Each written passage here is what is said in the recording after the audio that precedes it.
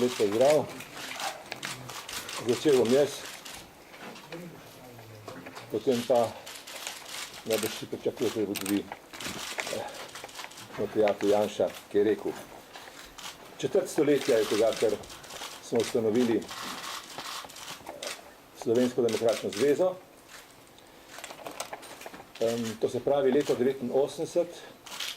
Zgodovinarji to leto označujejo kot leto konca hladne vojne.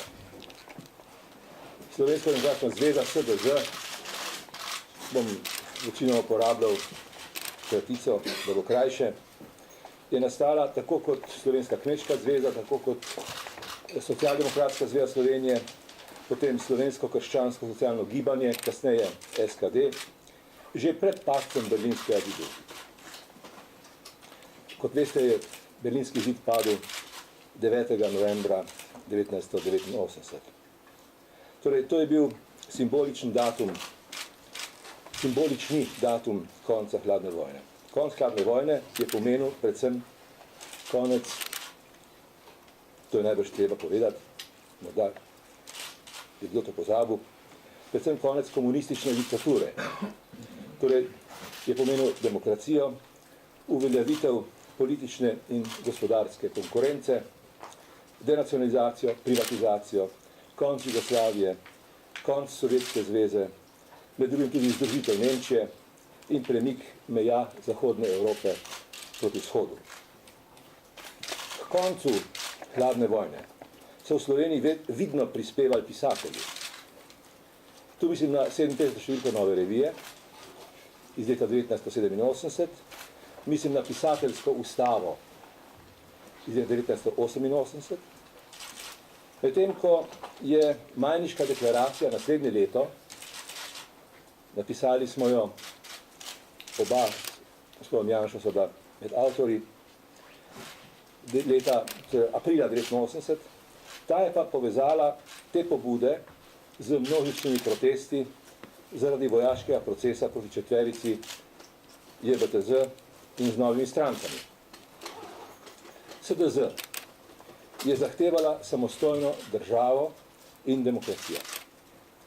Njen program, ki je bil enak programu kasnejše velike koalicije Demos, se je predvsem, kar zadeva demokracijo, posrečil le deloma.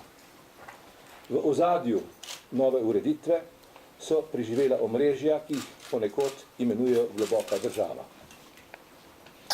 Leta 1990 je Demos podprla večina Slovencev, osamosvojitev pa na plebiscitu okrog 90% državljanov. Kljub temu se je iz ozadja v začetku potihem, kasneje pa vedno glasneje, oglašala ocena, da je Slovenija zaradi demokracije in samostojnosti zašla v slepo ulico. V resnici je zašla v težave zaradi nasprotnikov demokracije in samostojnosti. Torej, zaradi omrežij, ki so po zaslugi velikodušnosti demokratičnih sil preživela osamosvojitev.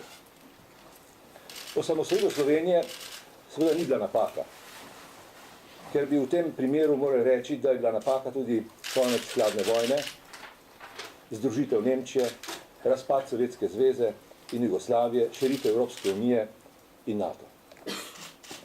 Velika in usodna napaka je zaničevanje slovenske osamosvojitve. Takšno zaničevanje bi Slovenijo uvrstilo med poraženke hladne vojne.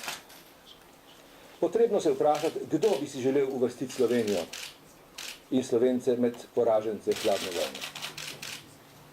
Ta želja izhaja iz strahu in napačnega sklepanja, da zmaga v hladni vojni razveljavlja zmago v drugi svetovni vojni. Mimogrede, Francija, Velika Britanija, Združene države Amerike so bile zmagovalke v obeh vojnah. Tako v drugi svetovni vojni kot v hladni vojni. Mogoče bi bilo trditi, da so bili Slovenci dvakrat zmagovalci. To bi bilo mogoče trditi. Leta 1945 so bili zmagovalci nad fašistično diktaturo. Vendar zmagoslavja niso dolgo uživali, ker je fašizmu sledil socializem, ki naj bi se celo po ustavi iz leta 1974, verjamem, da ste mnogi to pozabili ali pa niste brali, socializem, ki naj bi se razvil v komunizem, to piše v ustavi. V vsakem primeru pa je bila Slovenija zmagovita vse od leta 1989 in vsaj do leta 2008, ko je predsedovala Evropski uniji. Takrat je bila na čelu zmagovalcev hladne vojne. Aktualna vladna politika, če smem biti nekoliko aktualen, skuša ponarejati poraze in zmage. Poraze spreobrača v zmage in obratno. To Slovenijo po krivici potiska v tabor poražencev, ob tem pa se godi, bom rekel, z eno besedo, ki je ne uporabljam pogosto, restauracija stare miselnosti in starega načina vladanja. Z eno besedo diktature. Sedanja vlada v primeru promocije Türka in diskreditiranja Peterleta kaže obličje diktature, saj izključuje vse, ki slovenske razmere ocenjujejo drugače od nje.